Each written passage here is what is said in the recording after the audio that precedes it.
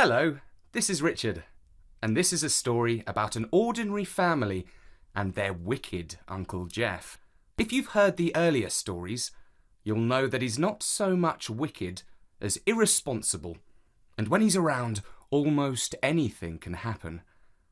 This story is set on Easter Sunday, and it's called The Easter Fair.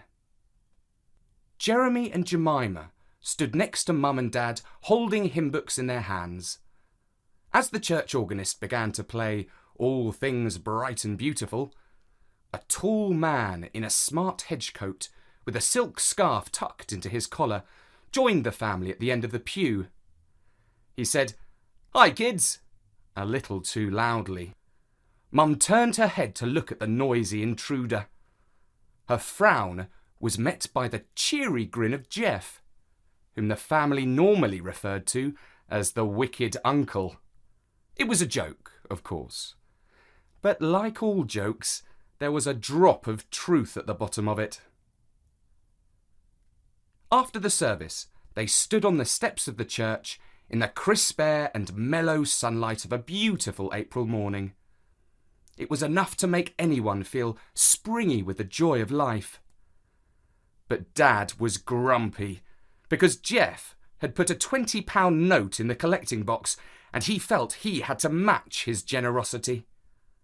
Mum said to her brother-in-law, "Jeff, you're full of surprises. I didn't have you down as the church-going type."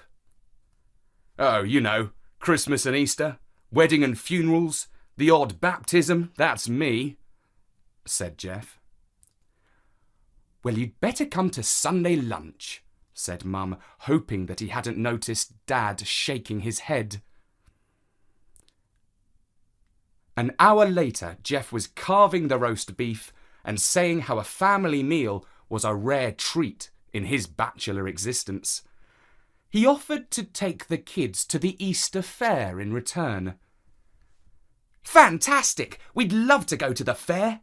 exclaimed Jeremy. But this was the last thing that Mum wanted. Jeff had an uncanny knack for getting into trouble, and a fairground seemed to offer up untold opportunities for bringing the kids and calamity together. She had visions of her children flying off a Ferris wheel or being poisoned by a hot dog. She said, "That's sweet of you, Jeff, but Dad doesn't approve of the fair, does he, kids?" "Only because it's expensive," said Jeremy. "But Uncle Jeff won't mind about that, because he's loaded." "Jeremy!" exclaimed Mum. "What a thing to say!" And then turning to Jeff, she pleaded, "Kids, you never know what they'll come out with next." But Jeff was all smiles. "Don't worry," he said. "I know why my brother doesn't like the fair. It's because he never wins a prize." And the children both laughed and told their uncle that he was spot on, while Dad smiled weakly and went to clear up the dishes in the kitchen.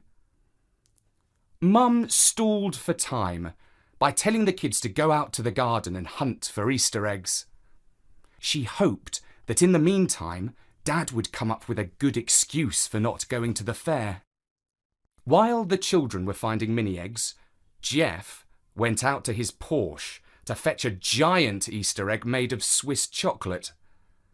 Its hollow inside was filled with clockwork toys like robots and dancing fairies. Jeremy and Jemima were overjoyed when they saw it, and after that, Mum and Dad were almost glad to let Jeff take them to the fair. "Don't fret," said Dad as they watched the kids squeeze into the tiny back seats of Jeff's car. "He will spoil them rotten, make them dizzy on the rides, and stuff them full of candy floss, but nothing too terrible can happen at the Easter fair." The fun fair was held every Easter on the town's green. It was an old tradition, and in fact, Dad and Uncle Jeff had both gone to it as kids. The amusements hadn't changed much, but the prices had doubled and doubled and doubled and, well, that's how things change.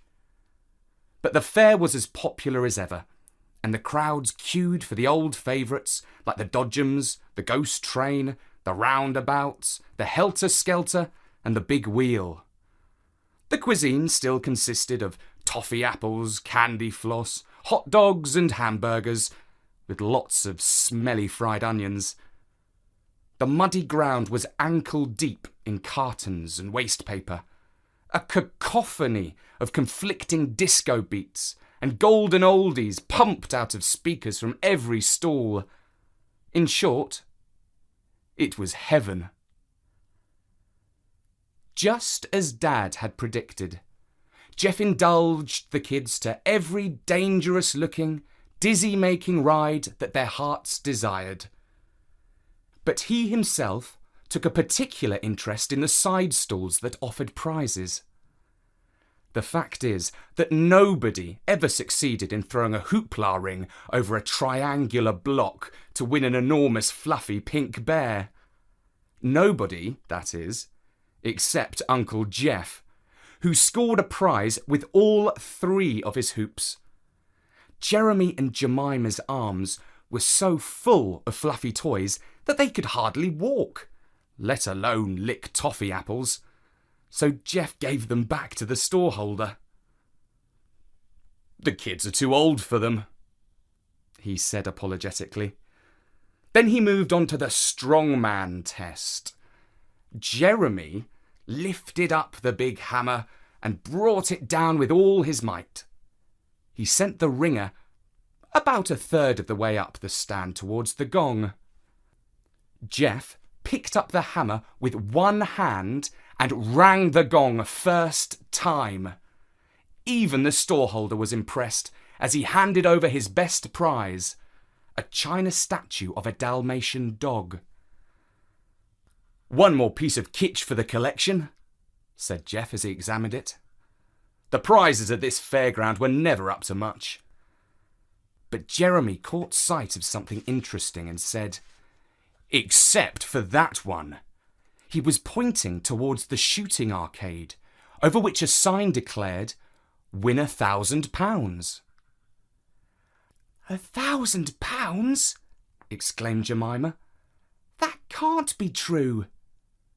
But it was what the sign promised. When they got closer, they saw that to win the prize, you had to shoot 3 plastic ducks. The only problem was that they flew across the stall at lightning speed and random intervals. It cost £10 just to enter, and the storeholder looked like he was raking the money in and not paying out any prizes at all. Jeff and the kids watched as 3 or 4 punters lost their money. Jeff said, "Right, I must have a crack at that." The gun was a fairly serious weapon, a .22 air rifle. A duck flashed by, and Jeff fired and missed. He had already lost the prize because he had to score 3 out of 3 shots to win. He took the 2 other shots just for practice and missed both times. "Bad luck, Uncle Jeff," said Jemima. "Shall we go home now?" "Not yet," said their uncle. "I need to get my eye in." He paid up another £10 and shot and missed another 3 times. "You're not Dad's brother for nothing," said Jeremy. But Jeff wasn't listening. He was examining the line of the gun. Then he placed it between his knees and started work at the barrel with his hands. "What are you bending it for?" asked Jemima. "I'm not. I'm straightening it," said Jeff.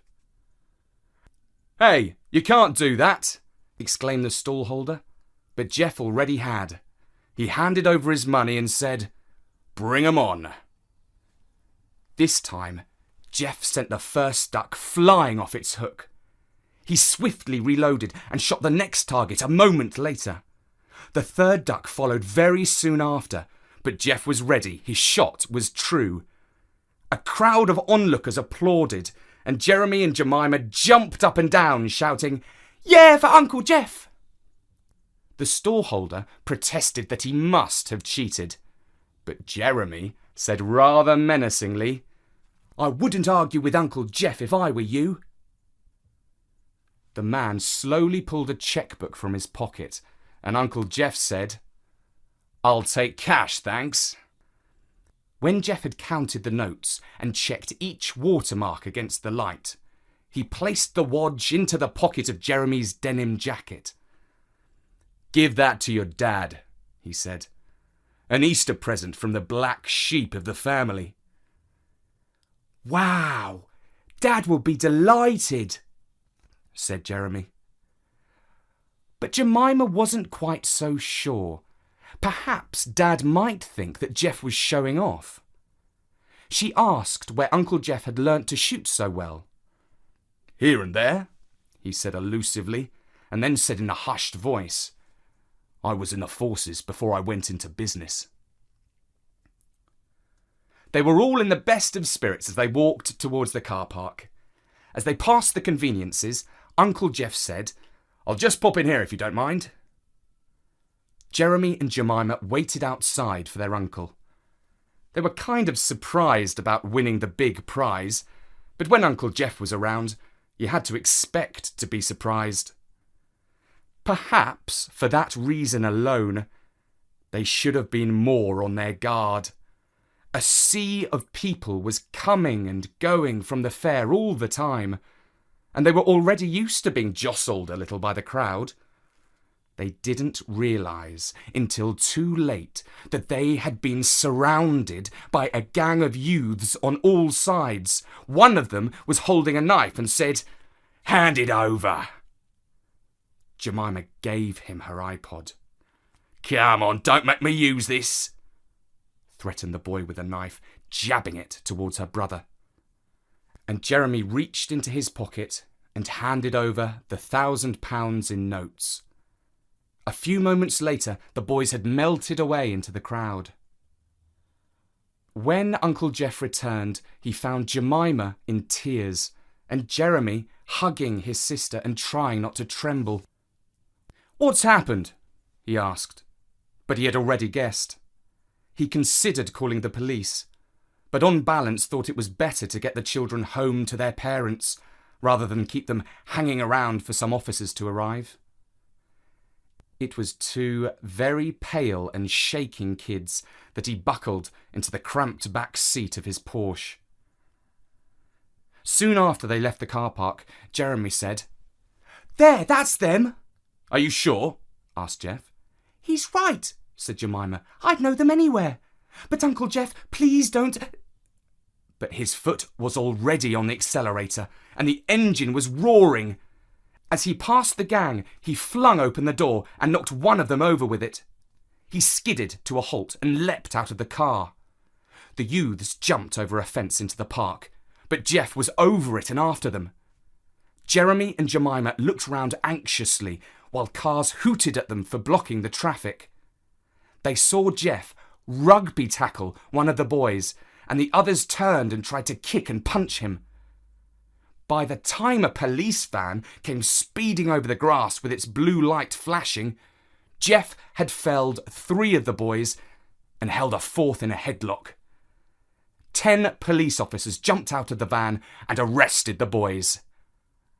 And Uncle Jeff. At about 8 p.m. that evening, Mum heard a car's wheels on the gravel of the drive. She looked anxiously out of the window and was almost relieved to see a police car. A woman police officer opened the back door of the car to let out Jeremy and Jemima. "So what happened this time?" asked Mum. "Oh, nothing much. Uncle Jeff got arrested," said Jemima. "They let him go, but they're keeping £1,000 in £10 notes as evidence.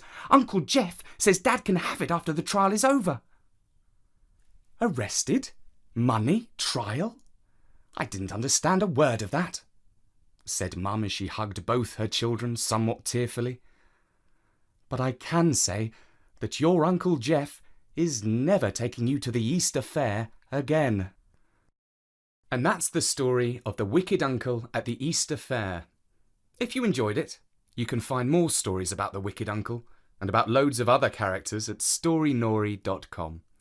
And while you are there, if you could consider making a small donation to Storynori from the button in the sidebar, that would really help us cover our expenses.